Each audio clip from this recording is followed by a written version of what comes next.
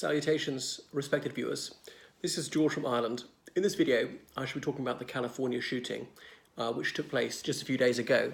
So, the Second Amendment is supposed to keep citizens safe. Isn't that right?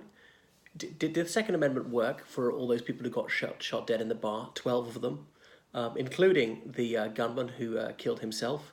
And there are, I think, 10 more people injured in hospital. Unfortunately, some of them may yet succumb to their wounds. Even if they survive, some of them will be scarred for life, psychologically, but they could be paralyzed, blinded. I don't know the nature of their injuries. Whenever a Muslim or an Arab person shoots people in the United States, we're told by white supremacists, by the anti-Muslim bigots, that Muslims generally are responsible for this, that it's up to the Muslim community to root this out in their community, that Muslims are not doing enough to denounce the extremists in their midst. But when a white and a Christian does this, do whites need to take a long, hard look at themselves? Are whites generally responsible? Are Christians generally answerable for this crime? Do Christians have to root out the nutcases in their midst? We're told the sort of mainstream Muslim discourse, or Muslims who dislike the occupation of Palestine, that they're indirectly responsible for any gun massacres that a Muslim commits in the United States. But the same doesn't seem to apply. I mean, mainstream Christian politicians like Trump, who says that he loves the Bible, nobody knows more than him, is he responsible for this kind of thing? Now, I don't know that religion or politics actuated this man to shoot the people at the bar, but we could just assume it anyway. No, that would be unfair. But if an Arab or a Muslim commits a shooting, it's always assumed it's for political and or religious reasons. Now, gun rights advocates and white nationalists overlap to a great extent. So, like when that synagogue shooting took place, the suspect, he quoted the New Testament before he went and murdered those Jewish people. So he was identifying as a Christian there. So when a white and or Christian shoots people, we're told it's a mental health thing. It's an individual issue, which it may be. When an Arab or Muslim does the same thing, it's apparently not because of mental health. It's not just the individual at fault. It's the Muslim community generally has to be execrated. And it's Arabs all over the world who are somehow to blame. So I'm suggesting there's a double standard here. We should be fair. We should not be trying to vilify whole communities.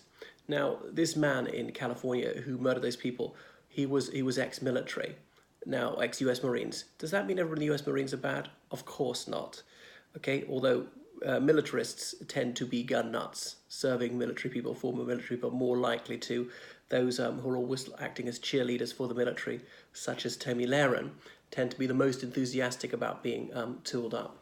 So there was a security guard on the building, on the bar. Well, this man could easily have shot dead that guard and gone in and killed those people anyway. So I don't know if if the doorman was armed. But he could have pulled on the gunman. Well, the gunman could have hidden some distance away, shot him dead, then gone in a noisy bar with music. It was a dance evening. Would they have heard the shots? It's unlikely. The gunman could have used a silencer. So I'm suggesting the Second Amendment doesn't really keep people safe. And the whole idea of the Second Amendment is to defend liberty, so we're always told, so that there could be a second revolution. All right, well, there are various terrorist organizations which attempt revolutions in the United States, Islamist ones or white supremacist ones or whatever else. So they're defending liberty as they would see it. Of course, they're dead wrong.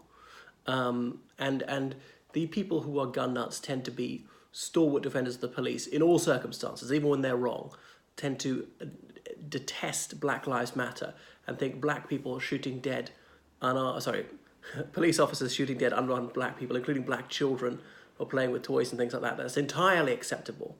Tomi Lahren has argued for that sort of thing. But if this second revolution were to come, who would be in the firing line? It would be the police who'd get murdered. It'd be their beloved US military get murdered. I don't want to see that. I don't want to see a second revolution in the United States.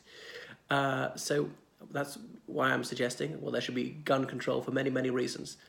Not take away all people's firearms. Obviously, I would outlaw assault rifles. This is the case in virtually every other country in the world, and bump stocks. Anything which could be regarded as a military-grade weapon, my view is something like a hunting rifle would be acceptable. We say, but some of these are used for military purposes. All right, with quite a short range, with a low rate of fire. as in have to pull the trigger each time. Not too many bullets in the what do you call it, the magazine. See, I don't know much about guns, and some of the gun nuts say, "Oh, you know nothing about it because I'm an expert." Really, you don't need much knowledge about it. I know that guns kill people. I don't need to be a gun obsessive to have a reasonable opinion about this. So some people like Stephen Crowder try to be a smart aleck by tripping people up, by using terminology and seeing people make a mistake and don't quite get the terminology. Not that it really matters what's the exact definition of an assault rifle. And allowing handguns to be carried in certain circumstances. I think that's reasonable, especially in the United States. But hey, I'm not an American, so obviously I don't have a vote these things. Does it impact me? Well, I care about people generally. I would like fewer people to be shot. I don't think that's a bad thing. What do you think about my country? What do you think about the British Isles? Are the gun laws too restrictive? I think they are, as it happens. Or are they too lax? Some people would go even further. So I welcome your opinions on my country. I think people shouldn't be too narrowly national-minded and defensive and saying, "Oh, butt out, it's not your affair." I think we should comment on the affairs of every country in the world. So please, a penny for your thoughts.